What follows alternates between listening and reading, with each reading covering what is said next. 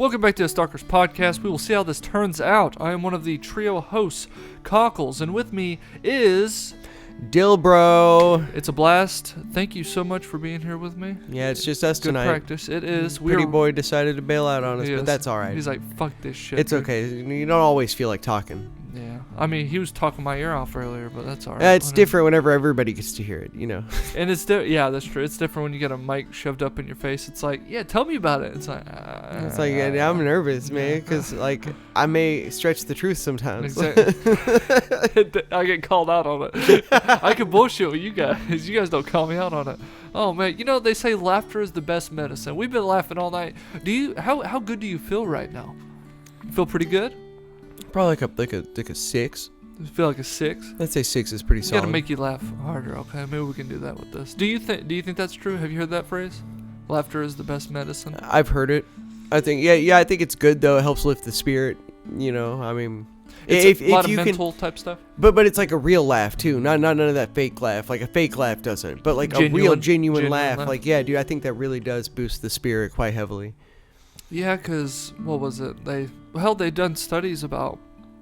I think with people that live isolated away from people compared to people in cities, and they tend to live longer around people, and there's a difference between just that. So I couldn't imagine being someone who's genuinely happier compared to someone who is really worn down in spirit and kind of in a dark place. And stress takes years off your life, right? That's why it's so important to make yourself go out.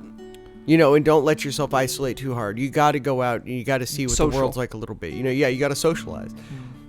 Yeah, you have to. And that's why people who don't have like conventional jobs that like do work from home stuff, they tend to get a little weird and crazy because they don't ever get to socialize. And, you know, they complain about these problems like anxiety and stress and whatever. And it's just like, go to work. Go to somewhere where you have to be around people. Stay busy, too. Yeah, stay busy and be around people. Because that's what I've noticed. Like, whenever I got on second shift, you know, I was around nobody. And now I don't have to fake a smile. Now I don't have to...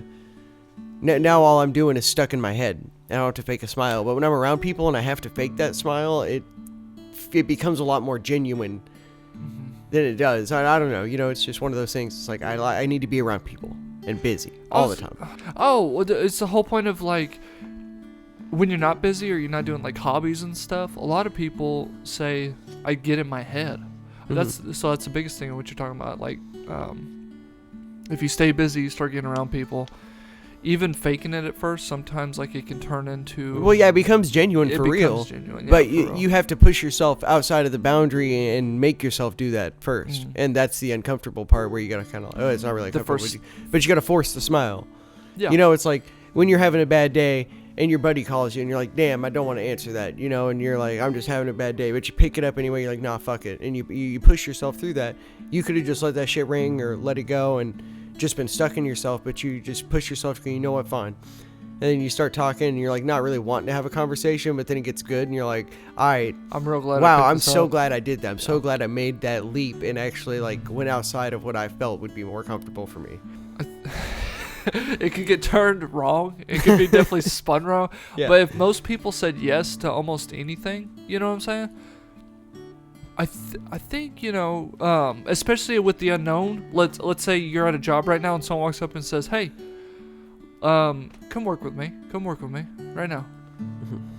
And I don't know. I think it could take you to saying yes more than no. I think it'll take you obviously more places than. Obviously, no. I think that's kind of obvious. Did you ever see Yes Man? No. That movie? Not. Oh, you should totally watch that thing because that's basically that same exact premise. That's the second time I've said something. You're like, that's a movie, by the way. Yeah, like, this guy who's real down in his world. I'm gonna try to recall it the best I can. Okay, this guy who's real down in this world. He's just one of those people who's just slumped, goes to work, goes home. You know, kind of like me. Okay. And he's just like down in the world. And then he goes to the seminar thing. I think there's some weird shit that happens, but he ends up going to this seminar where this dude is like preaching to like this whole congregation of people like, this is my philosophy, you gotta buy it. Say yes to everything. If anything ever comes your way, say yes to it. Don't say no. Okay. And then basically he does Kinda, but it's like some magical spell moment within the movie, because every time he doesn't say yes, something bad happens. Something really bad happens. So then he just starts saying yes, but then he starts to experience. It's great. It's a great movie. Okay, it's a good little rom-com, honestly. Oh, it's a rom. Oh, okay. I mean, it doesn't start off as a rom-com, but it kind of ends that way. It's just a comedy mostly, but it does have a nice little love story in there. Okay, I got you. And then check that because he's a yes man, whenever he finds this woman or whatever, and they do all these things together, he said yes because of that philosophy. And so this is where the rom-com aspect comes in, because a little later, she finds out that he only said yes because he had to. Oh, no. But he genuinely felt like he wanted to. But because she knows that he didn't have a choice either way, she thinks that he only did it because he had to. Kind of thing. It plays on those dynamics. Well, hold on. I was going to say, didn't you say he could say no, but something bad happened? Yeah, something really bad would happen. So he did have the choice to say no, though.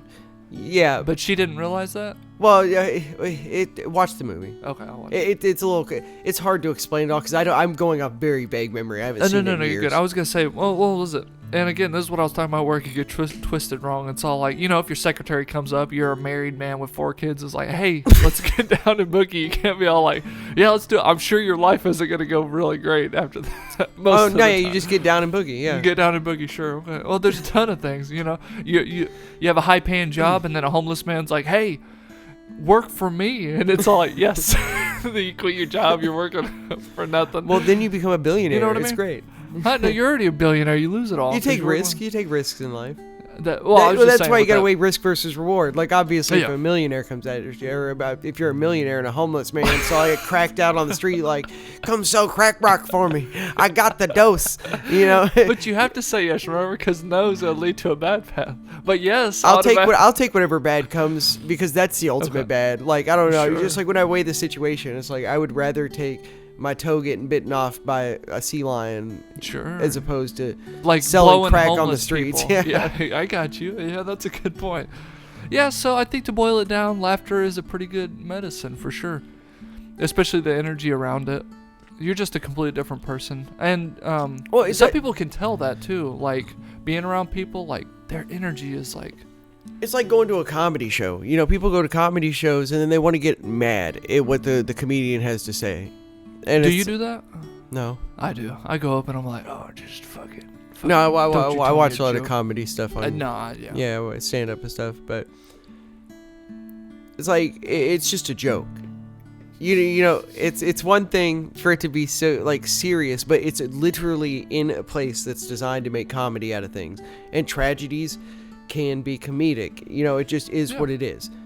It just is what it is. You're like, you're gonna, yes, of course, it's not cool that somebody died, but that's pretty specific. If that's pretty specific, man. If before they died, if they got really embarrassed and shit and pissed themselves, you see what I'm saying? Where's this going? It's still funny. Where's this going, Randy? Oh my goodness. Okay, yeah. It's still a tragedy, but you can still find comedy in that. Just because I laugh at the events that took place doesn't mean that I'm a bad person. Well, that you think it's funny that they died. No, I think it's funny but that they the shat and passed circumstances in which they died, though, that is pretty humorous. Yeah, it's humorous. But that's the whole point. If you go there, then fine. But like, if we're walking on the streets and somebody goes, "Ha ha, Holocaust joke," I'm gonna be like, there's a time and place for things, and you really shouldn't just be screaming this in the middle of a mall. I think it's different. Like, if it's genuinely funny. I think it just. That's where you gauge the room. Then, that's in a public place, it's different. As opposed if you're shouting, that's probably not the best thing to do. Especially a lot of comedians when they travel, they're known. It's like you go to a comedy show, that it's a comedy thing. Don't get your panties in a wad, because you're not gonna win. Everybody's there for comedy. Ideally, yeah. Except for the activists. Man.